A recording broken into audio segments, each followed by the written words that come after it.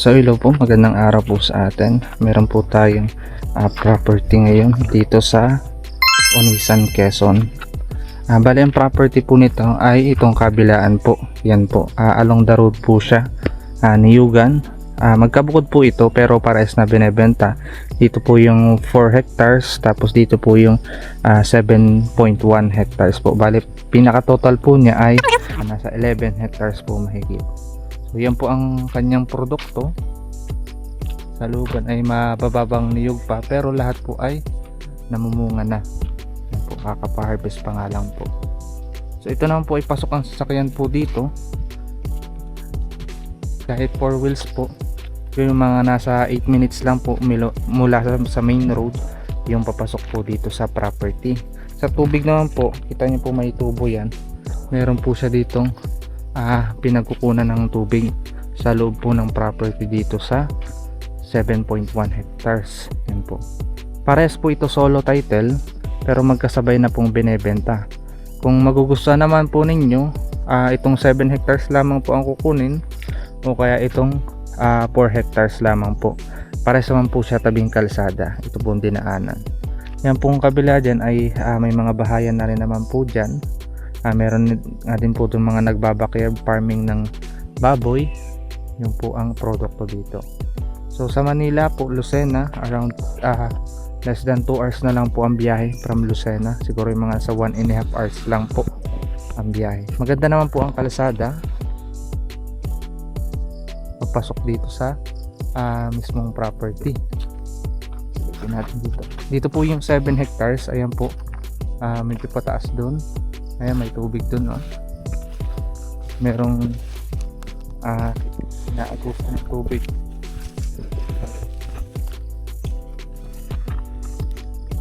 Sa may tubig po yan. Sa mayroong yun nga po.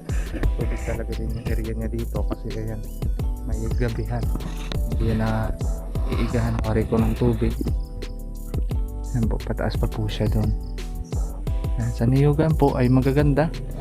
Pagpunta nyo po dito, visit nyo, makita nyo madadaanan natin. Halos may inggit. Ako nga po yung naiinggit kasi yung nadadaanan ditong mga farm, sobrang gaganda ng Niyugan. Parang mga ganito lang din po ang niyog niya. Medyo maliliit pa siya, mabababa, pero lahat namumunga. Libutin natin area. Pa-harvest lang. Dito po ikutin namin yung 4 hectares. Po, puro niyugan naman ang kanyang produkto. Mga nasa ilan ang niyog nito, sir? Siguro puno pa ano? Puno ito yung tanim. Parang may nadaan ditong ano. May mga bahay pa po dyan. May bahayan dyan. Ay, yung parang tubigan na, hindi yan sakop. Hindi. Itong bahay na ito, parang pinagbahay. Sakop po yan. Dalaho yan. Sakop yan.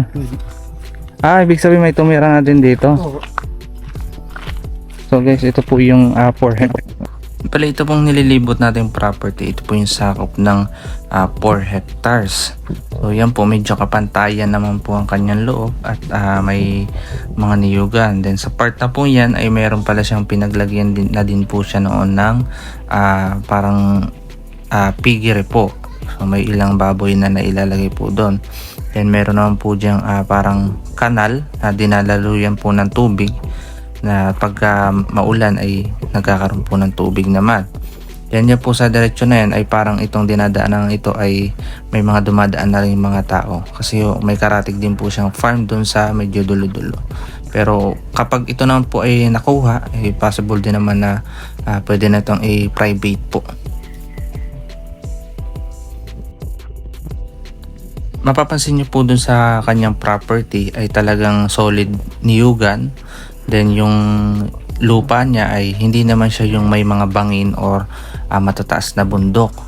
At kagandahan nga po ng niyugan ito ay parang mga bata pa. Kumbaga po ay matagal pang mapapakinabangan ng makakabili.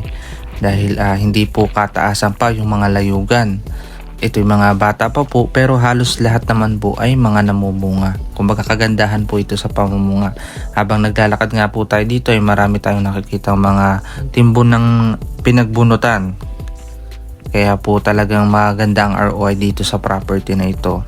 At the same time naman po, hindi naman po kalayuan sa bayan o sa town itong property, and accessible naman po kung kaya mamimili kayo or may mga produkto kayo, pagbababoy, pag-aalaga po ng mga hayop, at dito sa Niyugan po ay mabilis nyo rin pong ma-access sa paglabas at pagpasok ng inyong mga produkto sa pagbili ng mga pangbahog.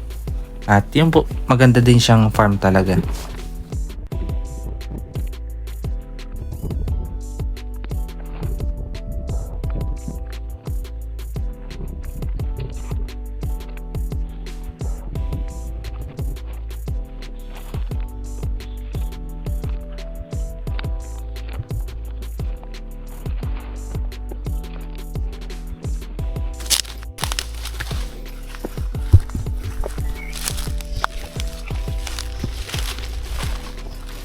Kita po yung sa baba. Ayun. At naman po, ito yung malawak pa po ito, 4 hectares po ito, kasi pa lang yun na nilibot namin. Doon naman po tayo sa kabila.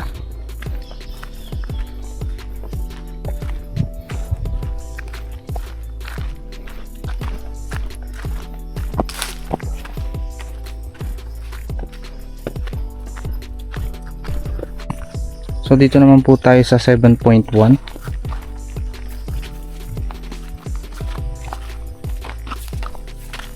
Magkatapatan lang po yan. Parehas po sila Niyugan.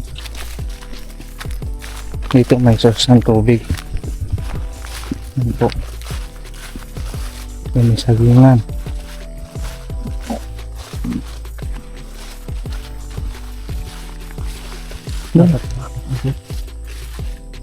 Wala dyan? May daan ba dyan? Wala. Yan ata. Yan po. Dito naman, parang malaki ang bukana ng kapantayan niya. Pero pataas din naman siya doon.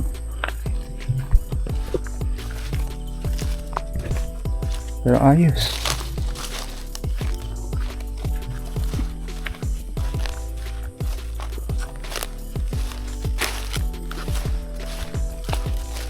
Malayo pa yung ano ng tubig na yan.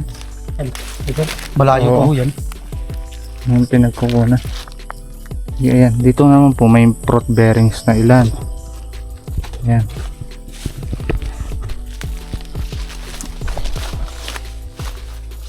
Saging, taba. Mumunga na.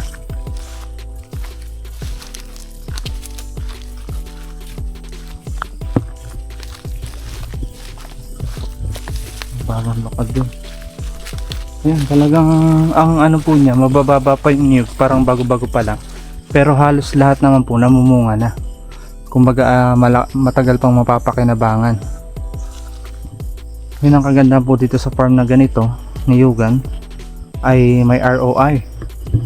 Kumbaga kung nag-invest kayo dito, surely na monthly may income po. Ay, monthly. Every 45 days. Independe pa ho. Kasi ito pong mga ganito, ito paano kagandahan pa humamunga yan. Maganda pagbukuhan. Lalo may mga nagtataasan na rin naman po na naganda na ang bunga. Ito po parang mga pasunod, pero mga namumunga na rin po. Yan po. Doon sa nadaanan ko, gaganda ng Niyugan, napakalilinis. Nandito napakayaman siguro may-ari nun. Tabing kalsada. Yan po. Yan, hindi naman siya yung mga malalalim or sobrang matataas. Kagandahan lang po talaga siya sa Niyugan, kasi pag mag-harvest, isang bagsak lang dyan. Bugulong lang po yan dyan. Medyo masukal man, pero maganda yung area niya. Solid. Mayroon pa langka dun. Tapos ito pa, parang broad bearings to limot ko lang kung anong puno yan. Parang yan yung kinakalog. Yan po ay saging, umumunga na, ganda pa po yan. Paliliparan ko na lang po kasi medyo malawak yung area. 11 hectares din naman po. Kung nagustuhan niyo po itong property ito, i-message niyo lamang po ako sa aking number. Available po yan sa WhatsApp at Viber. O kaya naman sa aking Facebook account, Peter Purificacion-Ulayaw. At huwag niyo rin kalimutan mag-subscribe para lagi po kayong updated sa aking mga bagong upload na property. Baka sa kasunod na upload ko, ayun ang farmland na hinahanap mo. Yun lang, maraming salamat sa panonood.